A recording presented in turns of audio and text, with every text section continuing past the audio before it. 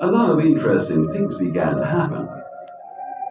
The attraction of gravity brought some of the matter together into immense clumps. Here and there, these clumps of gas and dust eventually collapsed and became galaxies.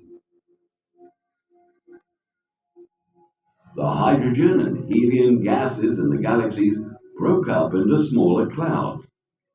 From these clouds, the first stars in the galaxies were born. Most of the stars that formed early were supermassive,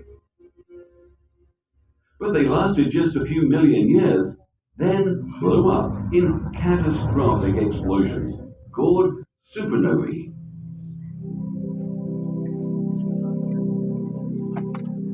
Curiously, all the elements to form life were produced inside the hot interiors of these massive stars.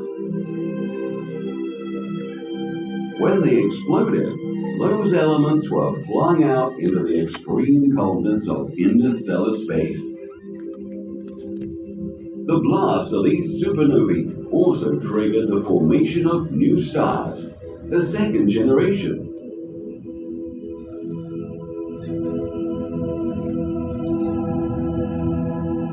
By the time the universe was a few billion years old, it was markedly different from what it had been just after the Big Bang. The simple state of radiant energy present at the time of its formation had grown into a massive collection of billions and billions of galaxies. Some of these galaxies are spiral-shaped, some elliptical, and another take irregular shapes, sometimes a result of colliding galaxies. Generation after generation of stars were born, produced elements for life, such as carbon, oxygen, and iron, and eventually died. दो galaxies आपस में मर्ज हुई थी जिनसे different type of As atoms this form हुए continued to expand for billions of years, the universe has become thin and dispersed and extremely cold. Hundreds of years ago, we believed that Earth was the center of the universe. Then science proved that our planet and other planets actually revolve around our sun. Today, we know that the sun itself is but one star among 400 billion stars that make up our Milky Way galaxy. And that our galaxy, though composed of hundreds of billions of stars, can seem insignificant when we realize that it is just one among hundreds of billions of galaxies in the universe. Our Milky Way galaxy formed about a billion years after the Big Bang, making it some 13.2 billion years old. The most ancient stars within it are about 10 billion years old, and the youngest are just a few million years old. In fact, baby stars are being born even today. Our sun is a middle-aged star, 4.5 billion years old. It was born from a cloud of gas and dust, which we call a solar nebula. The birth of the sun was brought about by the explosive death of a nearby star.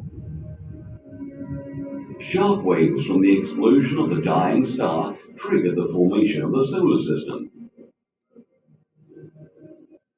Most of the gas and dust in the cloud went to form the sun, and a small amount collected to form rings and debris around it.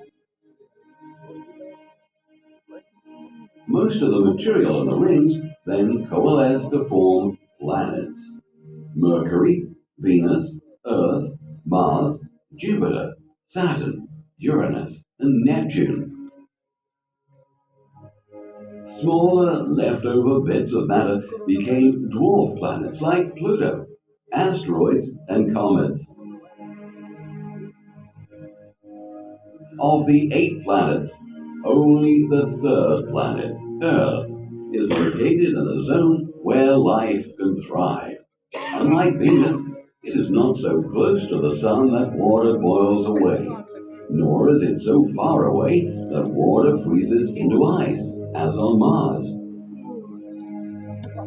Water in its liquid state is essential for life to arise and to evolve. The Earth was initially very hot, and there was no atmosphere. In the course of time, the outer surface cooled into a hard crust, encasing a core of molten rock. In many places, the liquid interior broke through the crust as volcanoes and spewed out red-hot lava and gases. These gases formed Earth's first atmosphere. One theory holds that clouds in this early atmosphere showered rain unceasingly for thousands of years, giving rise to our oceans. Another theory is that the water masses on Earth were created by impacts from massive comets, which are made largely of ice crystals. Had you been able to watch the birth of our planet from space, it might have looked like this.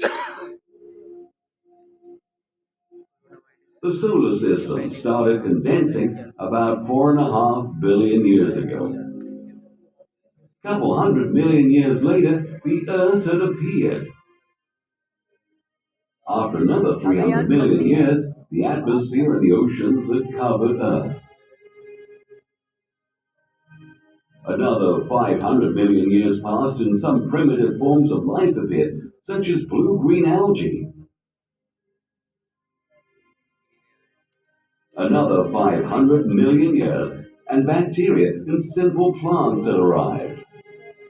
Then, over billions of years, more and more complex organisms evolved, first in the sea and later on land. Eventually, some 200 million years ago, the gigantic animals we call dinosaurs dominated Earth, only to disappear about 70 million years ago, probably as a result of climatic changes caused by the crash of a large asteroid, setting the stage for the rapid evolution of mammals, foremost among them humans, who began to shape nature itself. Our ancestors made stone tools, used fire, and learned to farm.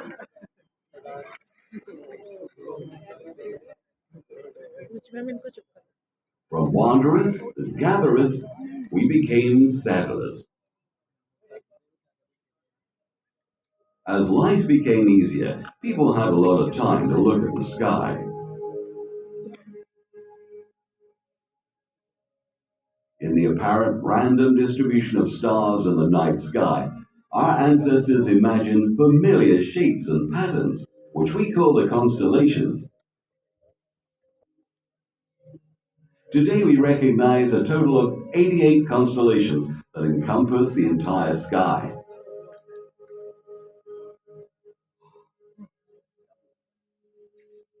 Twelve of these are called the zodiacal constellations. Together, they form a belt running across the sky. The sun, the moon, and the planets appear to travel through the belt of the zodiac.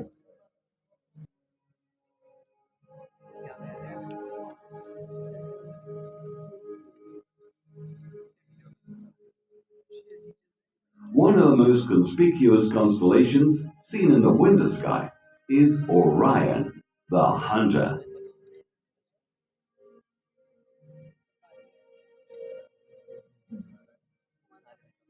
A little to the west is the celestial bull Taurus, a zodiac constellation.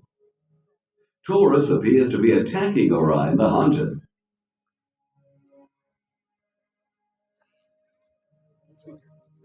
The orange giant star Aldebaran forms the eye of the bull. On the other side of Orion, we see Canis Major, the big dog, with Sirius the dog star. Sirius is the brightest star in the sky. And there above is the puppy dog, Canis Minor, with its bright star, Procyon. Early humans lived close to wild animals, and they saw them in the night sky as well, such as the bears.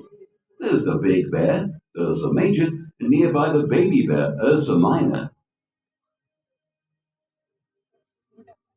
As we've seen, two stars from the body of the big bear point straight to this tail star of the little bear, which is the North Star Polaris.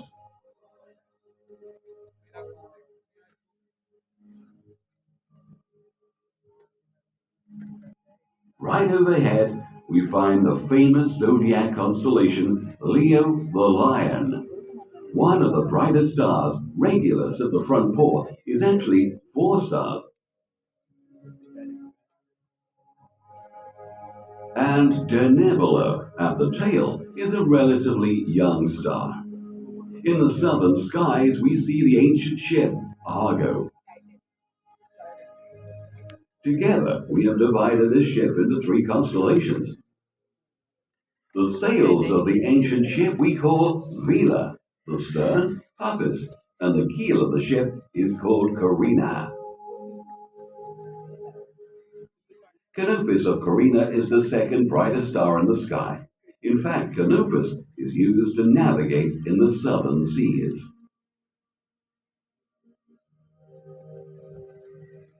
Another constellation in the south that helps navigation is this one, formed by 4 stars in the shape of a cross. This is the Southern Cross, also known as Crux. Surrounding Crux is one of the biggest constellations, Centaurus. To the ancients, the stars were in the shape of a centaur, half man, half horse. Alpha Centauri, the third brightest star in the sky, is at the rear hoof of Centaurus, along with Proxima Centauri, which is also the closest star to us in the entire night sky.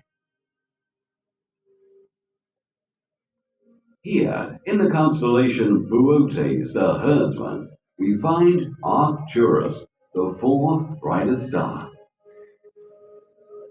The 5th brightest star in the sky is seen rising in the east now, Vega, which has been studied more by astronomers than any star but the Sun.